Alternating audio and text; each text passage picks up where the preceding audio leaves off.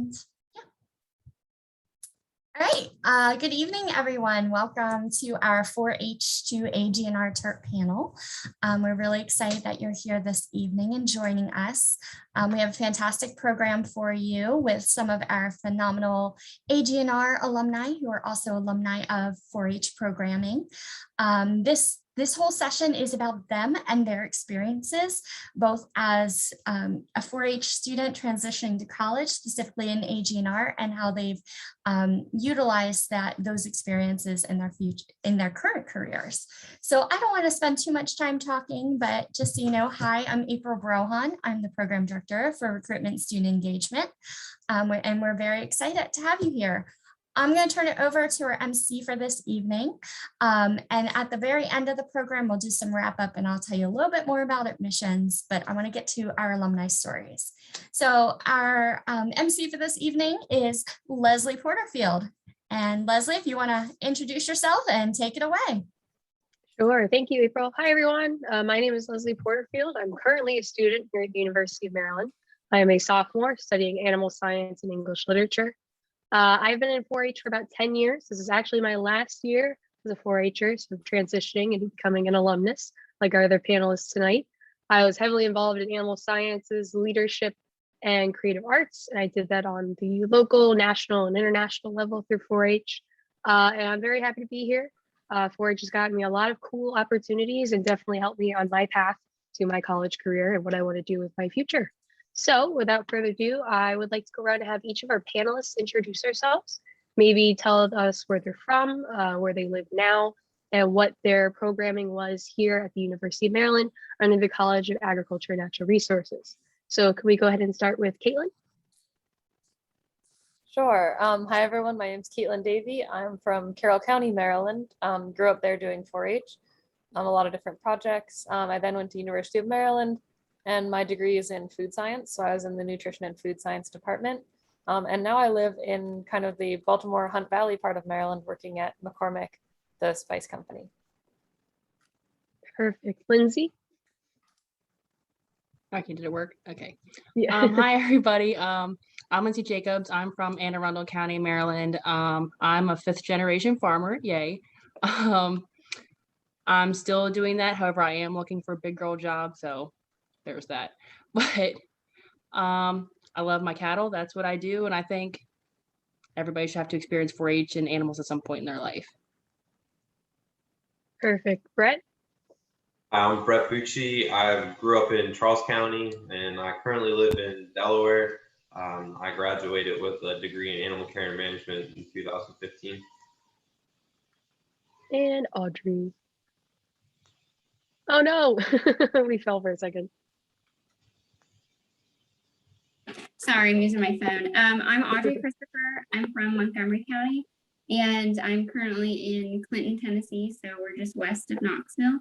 And I graduated in 2014 with the animal care and management degree, and I was part of Montgomery County horse and dairy cattle programs from 8 to 18. So it was a major part of my life growing up, and fair season was just like the highlight of every year growing up as a kid. Absolutely. All right, so we are going to start getting into more of our topical questions now, but I would like to point out that if you're here attending and you do have a question you'd like for us to ask, feel free to put it in the chat down below and we will circulate through and try to get to all of your lovely questions. So to begin with, and any panelist, feel free to answer at any point. Maybe tell us a little bit about a specific experience within 4-H and how that led to you wanting to study your specific program at the University of Maryland.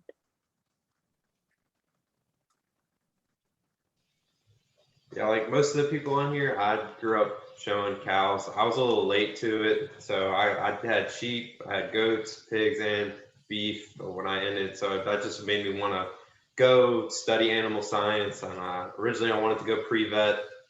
That was my plan when I started, and I decided that wasn't for me at the time. So then I switched to animal care and management. So I finished out, and that definitely showing all the cattle, showing all the animals was something that made me want to study animal science.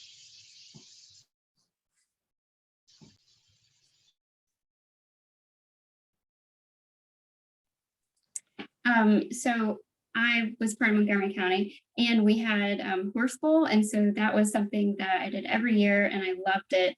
And I think that was like a big kickoff into getting me interested in like the deeper science behind animal science. And I always wanted to be a farmer, so I knew that I wanted to study some sort of agriculture. And so the animal care and management was a great program because it was pretty broad and you got both like some business and just various livestock experiences. And so that definitely helped me for where I am now, where I'm managing our agritourism business. Yeah, I joined 4-H really starting with the robotics project, so a little bit different, but then I ended up showing poultry and doing a lot of ag-related projects. And I think my little 4-H story is I did poultry judging a lot. That was kind of one of my favorite 4-H activities, doing it at county, state, and nationals, and going on the national trips and just learning about the different careers you can do while on those trips was really eye-opening for me. I didn't know about all the different poultry science opportunities, and then I ended up in food science, so they're definitely related. All right, I realized at the beginning, my degree, I didn't say it, my degree was in ag econ with a minor in animal science, so there's that. But I think my experience was a little bit different because we're so close to like Annapolis and Baltimore and all that kind of stuff. Our county 4-H was super, super small, and our fair is super, super small. And I think it had a lot of like good things and bad things about that. I think because our group was so small, we were so close, and that's kind of what led everybody to be so together and why the fairs were so great. I decided to do AREC instead of animal science strictly because I was a vet tech for a while and all that kind of stuff. So I had all that kind of animal experience under my belt already, and I really needed to know the numbers and the business and like how to make it work. And I think that's super important. Absolutely. And it's great that tonight we have a good variety of different programs professionally within the College of Ag to show that like any of the experiences you have in 4-H, no matter the project or the activity you're involved in, can help you go a lot of different places with a career. So I'd like to ask now, how did your experiences as a Terp or a University of Maryland student help lead to where you are today? As a thinker, you know. Yeah, so currently I'm an assistant hatchery manager for Purdue Farms on the Eastern Shore. We hatch about 1.4 million chicks a week in the hatchery that I'm at, but we also process a second hatchery. So every week I process roughly 2 million birds for the Purdue's contract.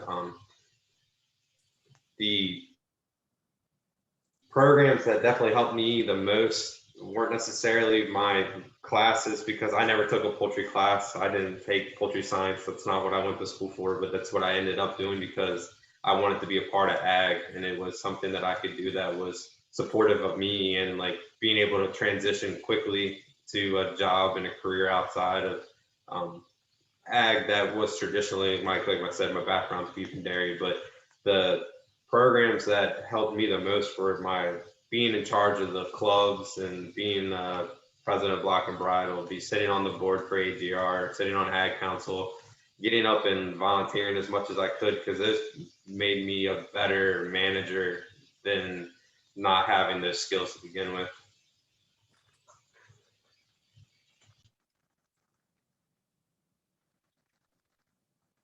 I think a big one for me was a lot of the hands-on learning that we did in the food science department for me and in AGNR.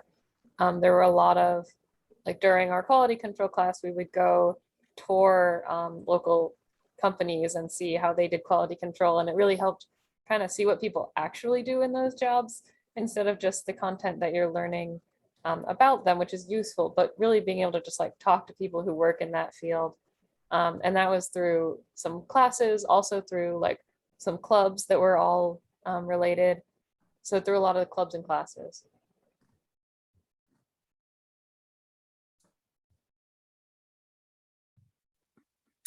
I worked at the Beltsville Dairy as a student.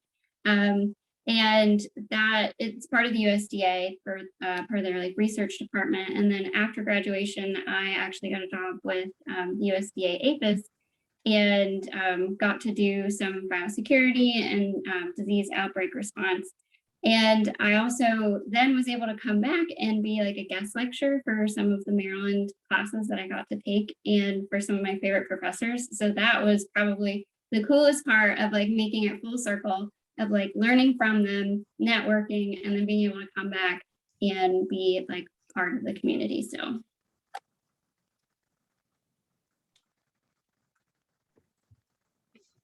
Yeah, I think what everybody said is basically how UMD is, because I think a lot of like misconception is because UMD is in such an urban setting that there aren't that many ag opportunities out there, but there are. You just have to go looking. And I think the more involved that you get, the more opportunities that you can find for yourself. You just have to look. Yeah, most definitely. And as a student that's currently, lived through a pandemic, where a lot of these opportunities weren't in person, I know that even I already have had great exposure. I'm particularly interested in international food animal production. And in my first semester, I worked in an animal science class with a group from Italy that were also studying animal science. And we got to talk about the differences in our national production of different species. So the College of Agriculture in general is really, really great about offering opportunities that could align with your 4-H interests or could expose you to new interests, no matter what challenges seem to come up, whether that be a pandemic or whether that be finding exposure in, an urban area, excuse me. So we'll move on to our next question. What specifically were each of you involved in as a Terp, whether that be clubs? I know we had a mention of Block and Bridle, or possibly study abroad programs. I know we had an internship mentioned as well. And what did you find was really helpful and special in these opportunities presented to you?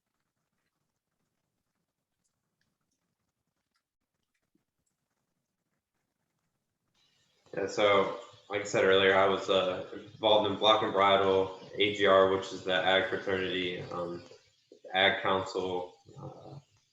I was collegiate 4-H for a little bit. I also worked at the dairy farm that Audrey worked at, and I also interned with the Y Research Farm on the Eastern Shore.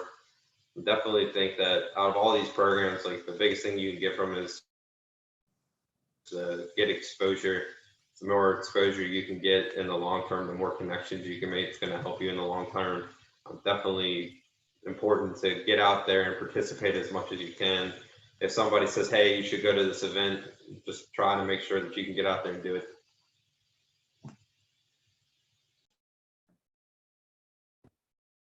I couldn't agree more with that. I did a lot of different clubs at UMD, some AGNR related, some not. I was in juggling club and a few other ones. And then also I was president of the food science club, and then AGNR student council, which is kind of the club that brings all of the AGNR clubs together. That was a really great opportunity because you get to learn about different aspects of AGNR that aren't necessarily your specialty, and share a lot of events and get to know people and make connections. Then also the Dean Student Advisory Council I was on. And that's a great way to get involved at more of the academic level instead of the club level. So you can learn more about how they pull students and get feedback in the more academic side. That was really interesting. But yes, go to every event you're invited to if you can. Not everyone, but like basically all of them.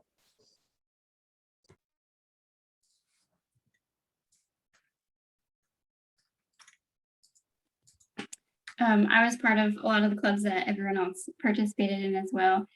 You'll notice there's a common trend. AGNR is small, but we're like a well-knit community. But I also was part of the equestrian team and the trap and skeet team. And I think one of my favorite memories would be I had an internship with 2 of my dairy professors, and they were collecting data from farms in Maryland and Pennsylvania. And then we got to go and present the data at a convention over the summer. So that was just an opportunity I never thought I would see myself doing, is like presenting research and data. So that was probably my favorite memory, like as part of AGNR. Yeah, I kind of feel like a broken record now. I think we were all probably in the same stuff. I was in Sigma Alpha, which is the ag sorority on campus, and I was in pre-vet for a little bit. I did Black and Bridal. What else? We were on the Ag Day Council and all that. But I think because AGNR is blah, blah, excuse me, because AGNR is so small, that you definitely had opportunities to, like, we went to New Orleans one year for NCBA and the Black and Bridal Conference, and that was super cool. And we did all sorts of field trips and all sorts of stuff because we're such an urban area. We had to go out and go do all sorts of things. And that led you to meet all the people in the state, in the business, to figure out what you're going to do later. The more people you meet, the more opportunities are out there, for sure. Absolutely. And I am very excited because we do have a question from the chat. I'm thrilled. But I would like to remind all of our participants that if they have any questions, feel free to type them in the chat. Also, feel free to share with us where they're from or where you're from, what projects you might carry in 4-H, or what careers you're looking for, because we can kind of cater our conversation to help answer those questions. But this first magical question, my mouse is malfunctioning. Okay. Is wondering if the University of Maryland's Ag Department has any opportunities for undergraduate research in improving the health of animals by studying animal disease, animal issues, or possible other associated pre-vet studies and opportunities. So for those of you with animal science degrees, which I believe we have 3 of you, are there any kind of unique opportunities you can think of that are centered in this area of innovating disease treatment, helping with veterinary upkeep, and so on and so forth, that you might have had exposure to when you were here at University of Maryland? I didn't do any research, but I know that there was quite a few people that did do research on campus with different professors. I would definitely suggest that if you were interested in that, if you were to attend, that you get to know the professors well to begin with, so that you can get into those positions, because they are competitive to get into. So definitely do that. And another thing I forgot to mention earlier is being an undergraduate TA. So being able to do a teaching assistant for labs and stuff like that's another good way to get in, so that you get more exposure.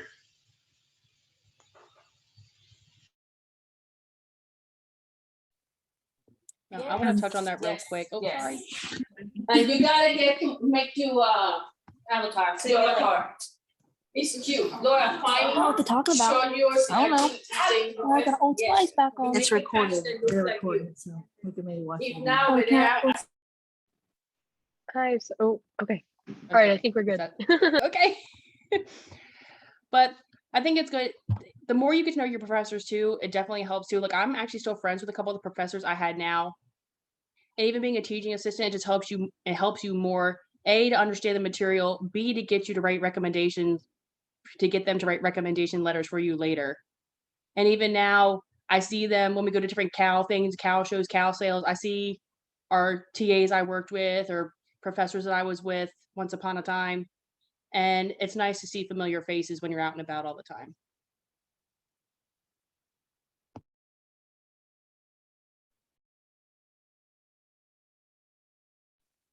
Yeah, I was definitely just going to add on to what everyone else had said, but if you have a specific topic that you're really interested in, for me, it was dairy. And the opportunity just kind of arose because I was really close with my dairy professors. I had taken a lot of classes from them. So when they were approached about the research project, then they had a few students in mind that they thought that they wanted to present the undergraduate research opportunity for. So that is kind of how I became aware of it. And then I know there's a ton of stuff in poultry specifically. There's a lot of people we went to school with that did a ton of cutting edge research in poultry, because that's such a big industry in Maryland too. So I would say dairy and poultry were the 2 that I know of the most, but there's a lot going on. There's also a ton of plant science research going on. So if you have a topic that you're really interested in, I'm sure that there is somebody who is currently doing research on that there. Yeah, at the hatchery that I work at, we still give birds to University of Maryland to do research on. So it's definitely poultry is a big side of it. Ooh, sorry. Yeah, as a current student at the University of Maryland, I do know there's a couple of research opportunities. Definitely poultry and dairy are hugely funded and supported by the program. But if you're interested in possibly a career where you're working in research with animals, there is a class offered, I believe it's called Lab Animal Management, and it's taught by Dr. Black, who is one of our resident veterinarians and lecturers. And the class actually teaches you how to work with animals in that specific environment. So you're not necessarily doing research within that class, but you're gaining a lot of the skills that you need to go into that professional field. So there's a lot of management courses similar to that, at least within the animal science degree, but within the College of Ag in general, that give you a lot of the skills that you need to get to those higher levels to begin doing research or other large topics. So it was a very great question. And thank you to all the panelists who answered it. I greatly appreciate it. That was some great information. Moving back up to our more fun questions, what did you like the most about the University of Maryland? Just in general, whether that be academic, socially, what was most challenging for you? What was possibly the most surprising? Just being in the middle of campus was hard sometimes, but that was also the best part about it is because, like I said, the college is so tight knit. We have got friends from there that I still talk to all the time, and that, I mean, Audrey and I kind of worked together for a while after college. So like we definitely, the tightness of the university and the relationships you make from being so close knit, it's something that you'll carry for the rest of your life. Yeah, I agree. The size was definitely, for me, it answers all those questions. I was homeschooled and in a very small town growing up. So going to UMD, I was like, oh my goodness, this is a huge school. I'm gonna not know what to do. And there are large classes when you're taking gen eds, but you find people who are in your similar majors or have similar interests in other ways. And it really made the college the university a lot smaller than I thought it was going to be in a very good way. So I was worried about being overwhelmed, and I was able to find all different types of people in AGNR, in other places who were had similar hobbies. And so in a way that was the most challenging for me. It was also surprising that I was able to kind of slim it down and get a really good tight community. And I also liked that community. So that's what I liked most.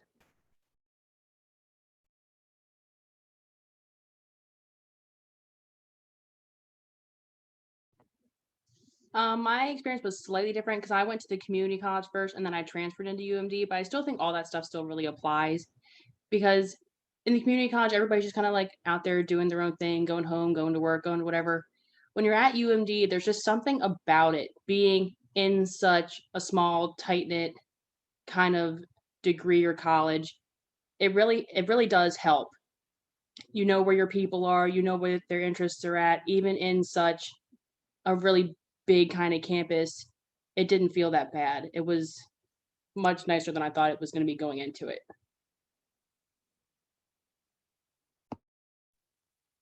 I transferred in as well my sophomore year, and it was pretty intimidating because, you know, you think you're going to this large state university, you don't know anyone, you're kind of a year behind in like the friend making aspect, but you make friends so quickly. There's so many clubs and ways to like create your own network. And then everyone is just genuine and kind and actually cares. And you have a lot of like similar background interests. So you click really well with your peers and your professors. So that was definitely like a huge worry, but then almost like immediate relief. Yeah, I definitely, I feel similarly, like I said, because last year I was entirely virtual. And then this year, I thought it would be a lot more difficult to feel welcomed and to feel like there was a sense of community here just because of how weird everything has been. But it's been over a month and I feel completely comfortable and supported by people in my program. So it really is wonderful and it does work. What advice would you panelists have for 4-Hers currently in the process applying to college? A lot of the people here at this panel I've seen are in 11th grade or in 12th grade, so they're finishing out their high school careers. What would you recommend they do in order to possibly further their chances of getting into University of Maryland or to prepare for the shift into college life?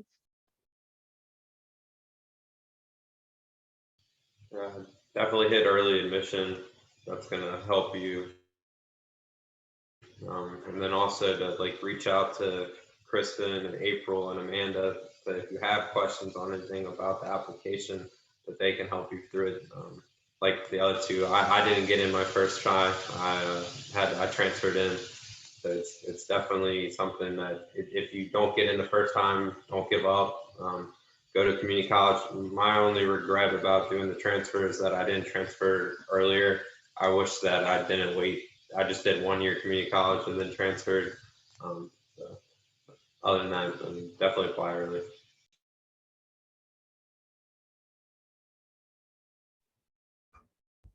My one piece would be make sure to use your 4-H experiences in your application essays.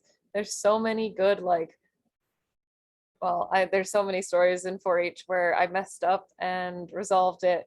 Because that's like 4-H is a great time to just like try stuff and see what sticks.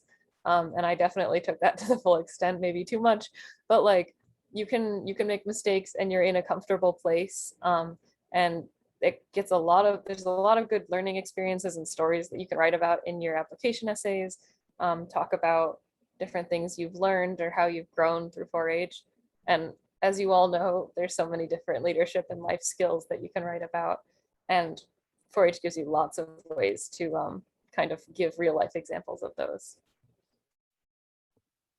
Yeah, and I agree with that. And I think that also still applies like once you get in and once you get settled with your dorm and all that kind of stuff. 4-H definitely teaches you sometimes the hard way that you've really got to grit and grind, put your head down and work. And then that same thing still applies in college. Like it's not going to be one of those party every single day, every single night, and you're still going to get straight A's. It's not going to happen.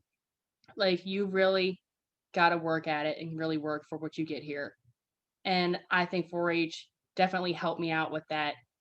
Just the grit and the grind and just the endurance that it takes to get it done.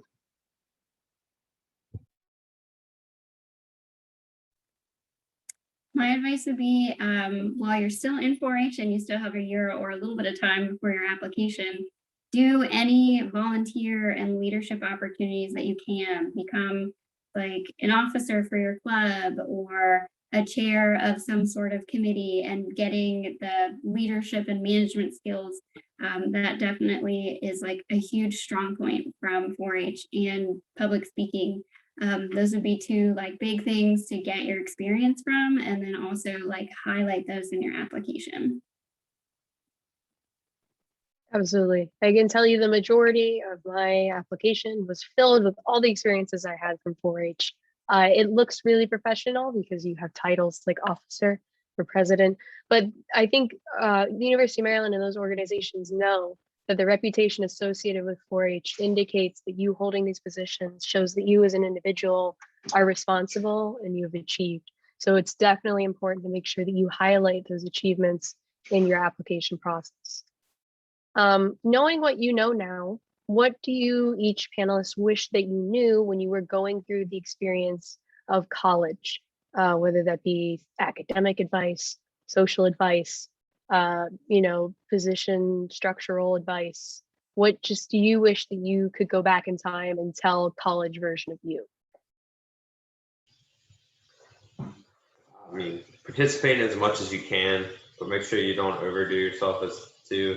It got to a certain point in time when I kept getting asked to go do more clubs and be on the boards for more clubs. And it got to a certain point where I just had to say, well, I don't have the time to commit to that. So go out, participate, but find the ones that you really want to do and then give those everything you can and just get the internships, and don't be afraid to go take an internship away for a summer. Somebody's going to pay to put you up. They're going to put you up for a couple of months. You can go do some work, get paid to do it.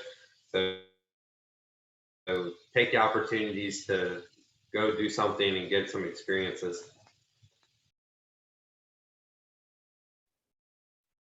Brett stole my answer because learning to say no is hard. That one I echo wholeheartedly. But off of the kind of the internship path, when you're in college and interning, and in the summers of college, or really if you're gonna take time off of college and work, that's your best time to like learn what you do or don't want to do, it's a great time to just try a job that you think you might like, but you're not sure. Because an internship only lasts a few months and you can try it, see if you like it. And if you don't like it, you can go find a career in a different area. That's like your one, and not you don't have one opportunity. You have 3 summers and whatever other time you create for yourself to try stuff before you commit to a full-time job. Yeah, and I just want to echo that too. Internships are definitely the way to go. And even if you don't want to go out to like a different state or whatever, you don't have to do that.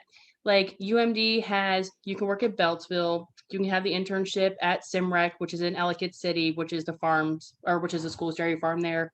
Or we even have things like even at State Fair, they have the birthing center. You can do the application process and apply to do that. There's so many things that you can do, even just here locally. I would say when it comes to selecting your housing, be aware of like where your buildings are, because I always lived really, really far from the animal science building. And so the walk was really long, and then you end up driving and then you get parking tickets. So just make sure that you kind of know where you're going to be taking most of your general classes and then trying to live like in that area. That's definitely good advice. I live on South Campus this semester, so it's a hike every day to get to the animal science building. I would also like to mention one of my favorite internships that I've heard about so far is an internship with the Washington, D.C. Zoo, the National Zoo. I believe it's with large cats, but I know everybody like in my program, as soon as we heard that, we were all like, oh, like we're going to start fighting over that one. So there's a lot of cool opportunities and internships within the area, whether that be with exotic animals, whether that be with, domesticated animals, or even in things like ag education or working in policy in DC. Or Caitlin, didn't you interned with food people? I interned with Yeah. food people. With Yes. food people. Two That's food companies around. I was going to mention too, they also have the Intern for a Day program. That's a really good opportunity to, I did one intern for a day. I just remembered it. But like I interned at LSG Sky Chefs, which makes food for airplanes. That was really cool. But that's a way you basically shadow someone for a day and learn what their job is like. That's another good opportunity to like learn what it's like in the real world.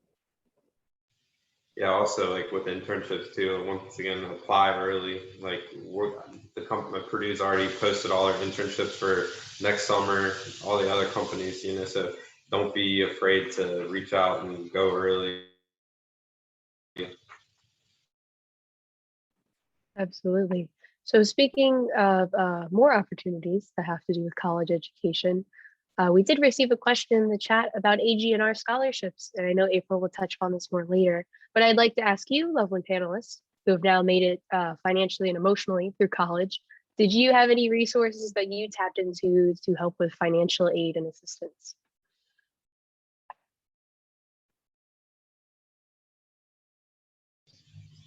And I know there's a lot of, I didn't have scholarship opportunities. And I know that there's a lot out there through different organizations. Farm Bureau does some, I know that there's a Farm Credit does some different opportunities too. So you just look out there, look for a different region that you're interested in and trying, and there's probably an opportunity for you.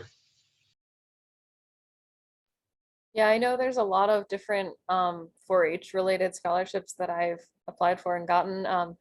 One of them was for the poultry judging program, and I think it's all of the judging programs at the state fair. The first place senior gets a $2,000 scholarship for AGNR at UMD, which I happen to be going to AGNR at UMD. So I was able to utilize that one. It was really nice. And then I also, the 4-H scholarship program, you can apply, you send in one application for basically the whole list of scholarships, and you write a few separate kind of essays for different targeted scholarships. And I've gotten a few of those throughout my time at UMD too. Yeah, there's definitely a lot of scholarship opportunities out there. Same thing like everything else. You just have to look. So like we have Hereford Cattle. So I was part of the Maryland Junior Hereford Association and National Junior Hereford Association and all of that. And basically at every level, there were scholarships. You could do contests, whatever, but there are also scholarships you could apply for. I think our Junior Hereford Association, I think you got $1,000 if you wrote an essay and about where you think ag was going to be in 10 years or something. And the national one, I think you got like $15,000. It was a lot. But I even got some. I did a project and an essay for one of our state delegates, and I think I got $1,000 from that. You just really have to put yourself out there and hope they don't say no. I was the fifth kid in our family to go to college, so my parents were pretty much professionals at finding scholarships at that point. But Maryland has a ton to offer through the college, but then also through kind of like your supporting businesses. So again, Farm Bureau, if you are not in Farm Bureau, join your county Farm Bureau and you can apply for both your county and your state scholarships. 4-H had both county and state scholarships that I applied for. And then the dairy industry has so many scholarships. And don't be like turned away by one that you might think would be small, because you're going to need multiple. So apply for all of them. And don't just aim for the really big ones, because those are going to be really competitive. But if you can get a bunch of little ones that all add up, it like every little bit helps. Absolutely. Scholarships have saved me so far. So definitely work on crafting your story, putting together a packet, and just learning how to market yourself, which 4-H can teach you how to do, or probably has taught you how to do. So moving on, how did you find your specific career path? Was it in college? Was it through your 4-H experiences? Was it through a combination of it? And what advice would you give to incoming students interested in that specific path? So I didn't have any plans of being in the poultry industry when I went to Maryland. It kind of fell onto me. I had some friends that did a management training program with Mount Air Farms. They came back to school to recruit, and when they were there, he said, "Hey, I think you'd be a good fit for this." So I knew that I wanted to be a part of agriculture in the state, and that an easy way for me to do that was to be a part of the poultry industry. So I moved to Salisbury a week after I graduated college. I lived in a hotel for 3 months, which was interesting. And then I took a year and I got to go through every aspect of the company. So I worked in the feed mills, the hatcheries, the live side. I worked in the processing plant, all the sales, the accounting, everything that the company had to offer. I got to take a chance to see where my interest lied. So that program was really cool. A lot of different companies offer something very similar to that. I ended up working in the processing plant for a year.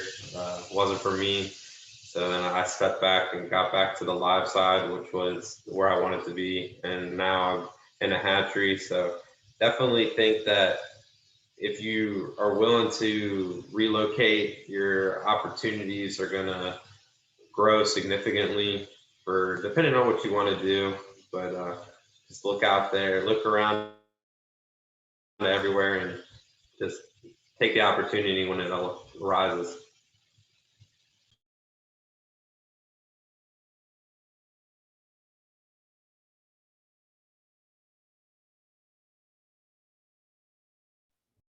Yeah, my career path I kind of found, actually, I like to blame 4-H for it.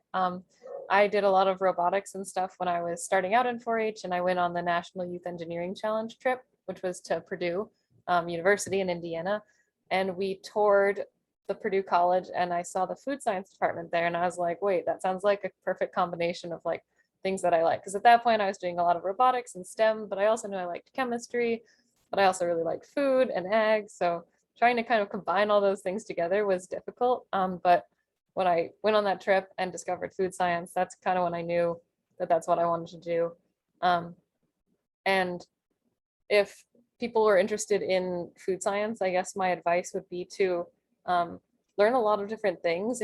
If you're interested in the food science field, there's like 10 million different, as with many fields, there's so many different areas you can go into. Don't just like focus on one. So say I kind of like the more engineering side, but that doesn't mean I'm going to stay in that side forever. So I kind of try to keep a broad perspective as of the field as a whole, and learn all the different aspects, the ones I like and sometimes the ones that I don't like as much, but just kind of keep a broad view of your field.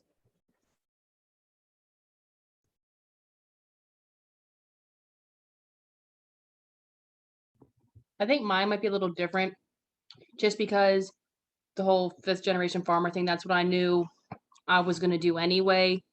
But I do think that in general, if you want to do something food related, ag related, whatever, it's fine to have like an outline of what you want to do.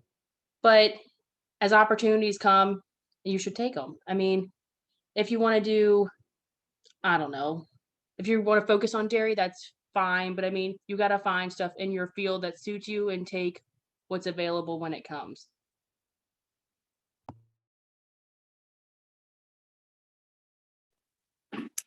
So after college, I worked for USDA Veterinary Services, and then I got married and had to move. And you feel like you're uprooting your whole career, and it's a big deal. But so then I just transferred into the Wildlife Services Department, which was definitely not something I had studied before. I really didn't have a lot of wildlife experience, but it was so much fun. I learned so much, and the people in that industry are just really nice, and everyone's there because they want to be there, and they have similar goals and interests. And then in 2019, we moved to Tennessee when my husband got out of the Navy, and I always knew that I wanted to farm, and land is a lot more affordable in Tennessee. So we were actually able to buy a farm, and you're not going to start out where your end goal is. So have some grace with yourself. You're going to bounce around, and then it's building blocks. So every opportunity is going to make you a better person. You're going to get more experience, and you don't really know where you're going to end up, and it's going to be great. Yeah, kind of to add on what Audrey said too, like it's not what you know when you graduate, but your willingness to show that you're willing to learn and that you have the skills to grow and learn at the same time. Like I said, like all of us here kind of didn't know exactly what we wanted to do, but we found that niche and have become experts in that field. But it wasn't something I knew what I was going to do when I graduated. Absolutely. Yeah, that's all really great advice. I hope everyone had a moment to take that in, because I definitely will reflect on it as I move forward. We're starting to run low on time, but if we do have any more questions from the audience, we'd be more than happy to take them from the chat. But I would like to ask just personally, if all of our panelists could maybe think of a moment within their 4-H career that wasn't necessarily a positive moment, that might have been a failure, that might have been a challenge or hardship they faced. And if that moment, you could see it coming out now, either in another experience you've had to face, and how 4-H and its values taught you from that hardship something to make you a stronger person today. Because I know we're all here because of 4-H, and while 4-H definitely has its positives, it sometimes has its negatives, but we can definitely learn from all aspects of this wonderful program.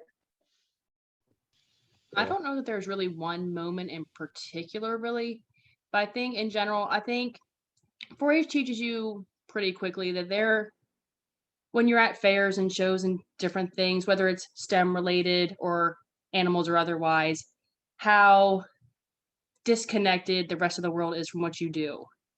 And I think you have to learn rather quickly how to explain yourself, but in a way that's not defensive and kind of like standoffish. Your job as a 4-H student is to educate the public. And I think that's really what we need right now, is for the public to understand what we do and we like what we do. Yeah, one specific example for me is that I did the skillathon competition. I had the opportunity to try out for the Maryland State National Team 3 different times. And the first 2 times I didn't make the team, kept coming short, but kept going back and trying out, and I ended up getting to go and placed 4th nationally. So that was a lot of fun, and it prepared me, not necessarily knowing at the time, but like it's prepared me more for like putting in for an opportunity and work and getting passed over, but not giving up on that chance to keep moving forward and growing on it.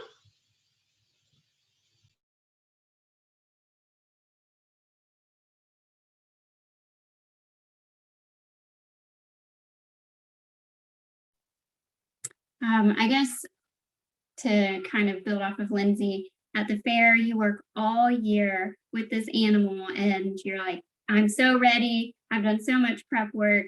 It's going to be great. And then they misbehave. And you have to keep your cool. You have to keep your composure. You have to keep your showmanship. Like, the pressure is big, but you learn how to handle it and how to like internalize your emotions. Don't make a big deal out of it. It's an animal. You're not going to be able to predict its behavior the whole time. If you lose the class, it's okay.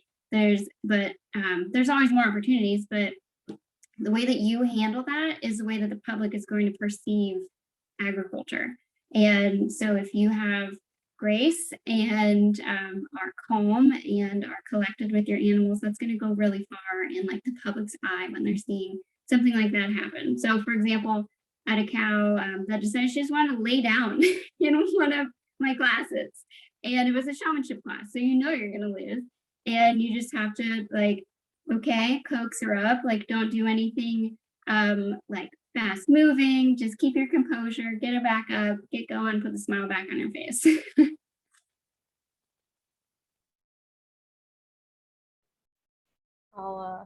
Mine, I guess, would be if you guys are familiar with poultry judging or any of the judging programs, you all know about reasons and how you have to explain yourself. And I throughout 4-H did a lot of public speaking, and I was pretty good at it, but I usually wasn't a memorizer person. I didn't usually like to memorize things, and reasons is a very it's a very stressful situation. You've got all this stuff memorized, you got to remember all the different characteristics of the birds, and then recite them and your reasoning behind it, and then answer questions. And as a younger teenager going into it, I used to, and someone who has anxiety, I would sometimes go into it and feel very anxious and get very upset about it. And it's kind of similar to what Audrey was saying. You have to remember that these people are here to help you. They're here to judge your performance, but they're not there to bring you down. They're just there to say, here's what I saw, here's what it looked like. So I think a lot of what I learned too from some of those, I had some negative experiences of having some anxiety before public speaking or lacks of confidence, but you kind of learn how to put the situation into context and realize that it doesn't matter if I mess up on one poultry judging reasons at the state contest. It's okay. It's not going to affect my life or my family or anything like that. It's good to put it into perspective and bounce back even better the next time. There's a lot of kind of resilience, I think, that comes out of it. You realize that, yes, it's important, but it's not that important. So kind of putting things into perspective. Absolutely. Those are all amazing answers, by the way. Thank you. I feel so warm and fuzzy inside. So we've reached our final 5 minutes. And I'd like to ask each of our panelists to maybe just take a second and say any final parting words or advice that they'd like for the audience to hear.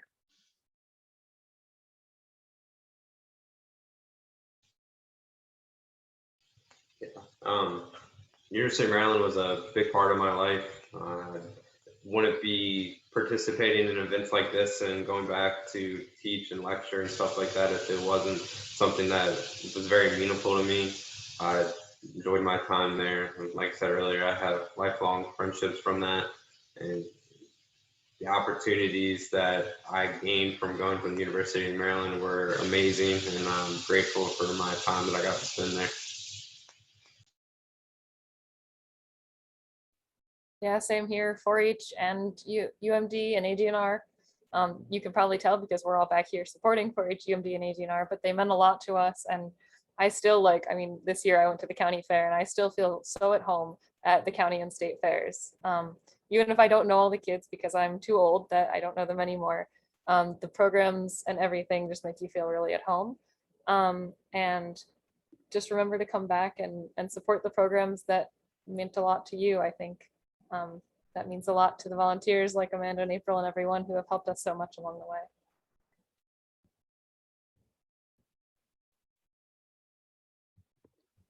Yeah, I think everyone's right. Whether it was 4-H or FFA or whatever, I definitely think those are friendships that you'll keep. And I think UMD just fosters that sense of community even further than it was before.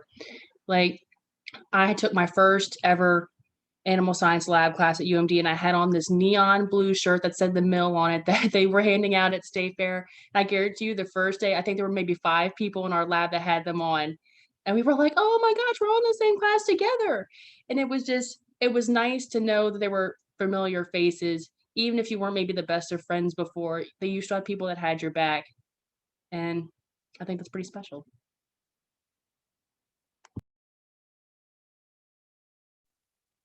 I would say go and join every club that you think you might be interested in. And at least like go to one meeting and test it out, because that's how you're going to find like where you fit and the people that are going to be your friends for the next possibly 4 years in all of your classes with you.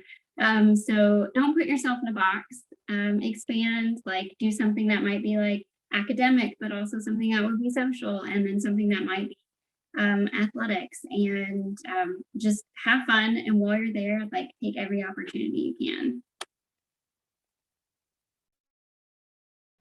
Absolutely. Thank you to all of our panelists. We're now going to conclude, but I know a lot of our cameras are off, but if we could all just give them a little round of applause.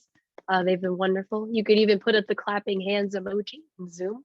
But thank you greatly to our panelists, and I'm going to throw it back over to April.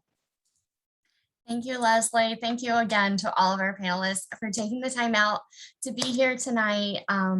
One thing we truly believe in the college is that we build a community, and you know, as 4-Hers, if you're in the state of Maryland, you're already a part of that community. And we hope that, you know, you will continue to be a part of that community throughout your college career, whether it's at Maryland or maybe you start somewhere and come back to Maryland. But our alumni, our 4-H alumni are always part of this community, and we're always here for you. So I want to thank our 5 panelists tonight, including Leslie, who's in the thick of it, going through it right now, for taking the time to be here.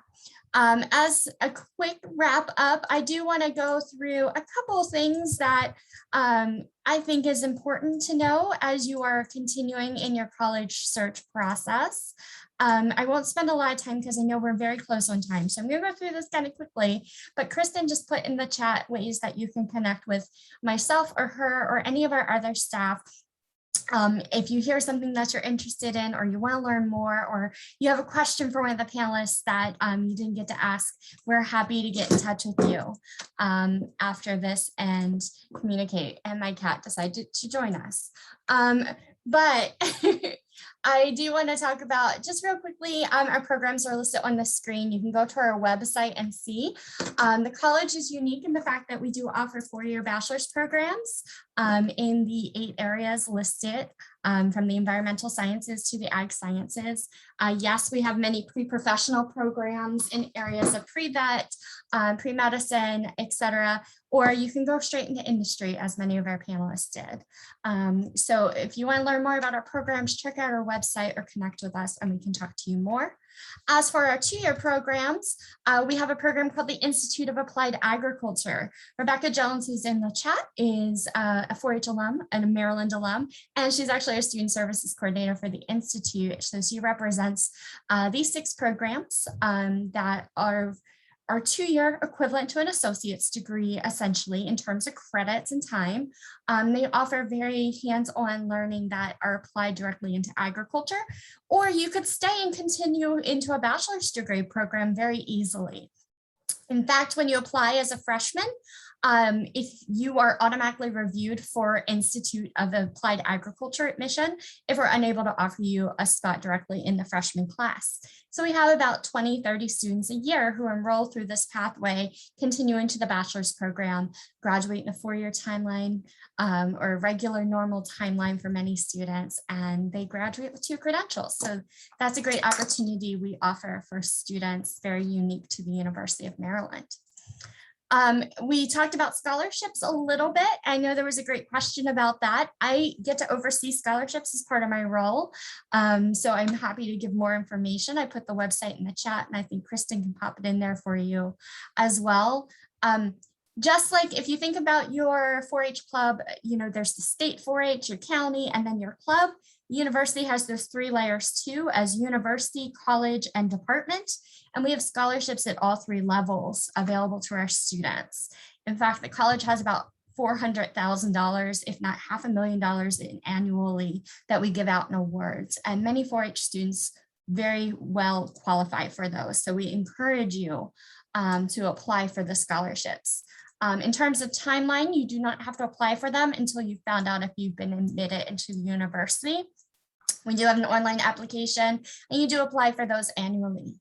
For an in-state student, the average award is about $2,500 a year, with the option to reapply for additional or continuing funds annually.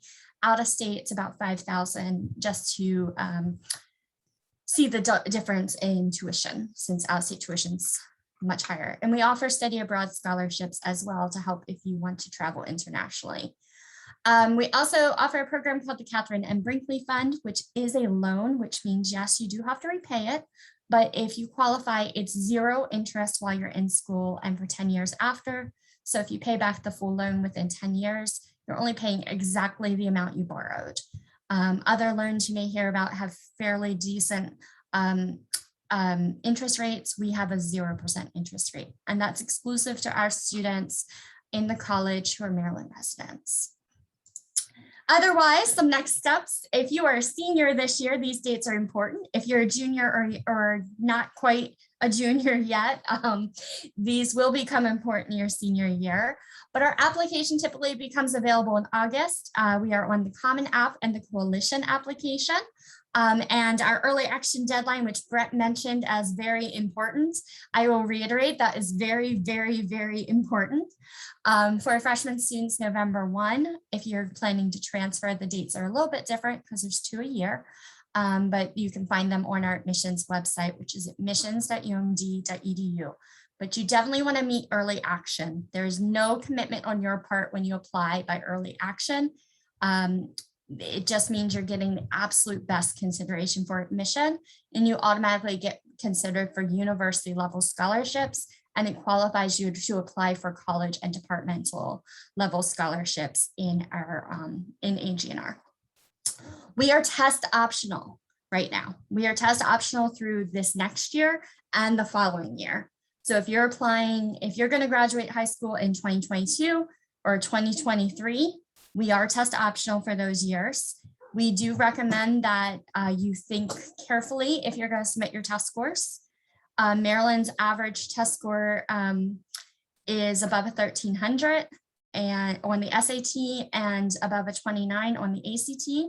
My personal recommendation, I speak for myself and my unit, if you're below those averages, I would consider not sending them, because it will not hurt you to withhold your test scores and not send them, but if you submit them, they will be reviewed and taken into consideration when you apply. If you have questions about that and want to talk through it, please don't hesitate to reach out to Kristen or myself. Our email is futureagnr@umd.edu.